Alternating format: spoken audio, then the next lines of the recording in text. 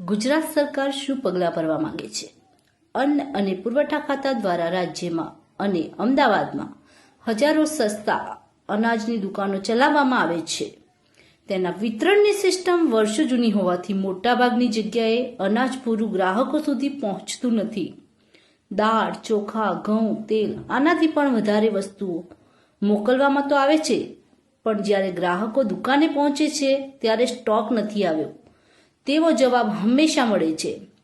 મોટાભાગના કાર્ડ ધારકો ધક્કા ખાઈને કંટાળી જાય છે, પછી ફરી આવતા જ નથી. તો ઘણા ખરા તો ક્યારેય રેશનિંગનું અનાજ લેવા આવતા જ નથી.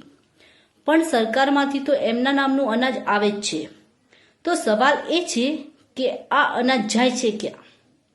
તેનો જવાબ છે કે તમે અવારનવાર છાપાના કિસ્સાઓ સાંભળ્યા હશે કે ગરીબો માટેના અનાજનો જથ્થો બારોબાર વેચતા દુકાનદારો ઝડપાયા. અનાજનો જથ્થો ખરીદતા અનાજ માફિયાઓ પર કેટલાય પોલીસ કેસ થયા છે અને થતા જ રહે છે. છતાં પણ એમની પોતાની અને ખરીદતા હોય એમની રેશનિંગના અનાજની દુકાનો તો ચાલુ જ છે. કોઈ ફરક નથી પડતો. તો સવાલ એ છે કે આટલા મોટા કૌભાંડમાં ગુજરાત સરકાર નિષ્ક્રિય કેમ છે? આનો કાયમી ઈલાજ કેમ નથી કરતી? આવા લોકો જે ગુજરાત બહારથી આવીને હોલસેલ અનાજ રેશનિંગની દુકાનમાંથી ખરીદી નરોડાની એક ફેક્ટરીમાં દળી લોટ તૈયાર કરી અમદાવાદની તમામ હોટેલોમાં સપ્લાય કરે છે, તેનો કોઈ ઈલાજ થશે ખરો?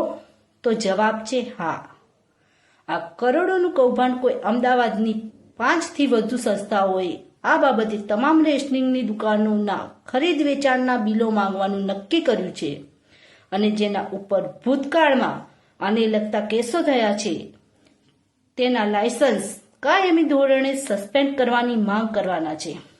અમદાવાદના ઘાટલોડિયા વિસ્તારમાં શાહપુર, શાહીબાગ, સાબરમતી જેવા વિસ્તારમાં આવા અનાજની માફિયા મોટા પ્રમાણમાં સક્રિય છે, જે વર્ષે કરોડો રૂપિયા ગુજરાત બહાર ગામડે મોકલે છે અને અહીંની ગરીબ જનતાનો હક મારે છે. તો આપના વિસ્તારમાં પણ તમને આવી શંકા હોય તો કમેન્ટમાં જે તે જગ્યાનું નામ લખી શકો છો. અને આપ જો સાચા ગુજરાતી હો અને ઈચ્છતા હો કે આ કૌભાંડ બધું બંધ થવું જોઈએ તો આ વિડીયોને આગળ મોકલશો, જેથી આ અભિયાનને વધુમાં વધુ વેગ મળી શકે, એક પારદર્શિતા સિસ્ટમ આવી શકે.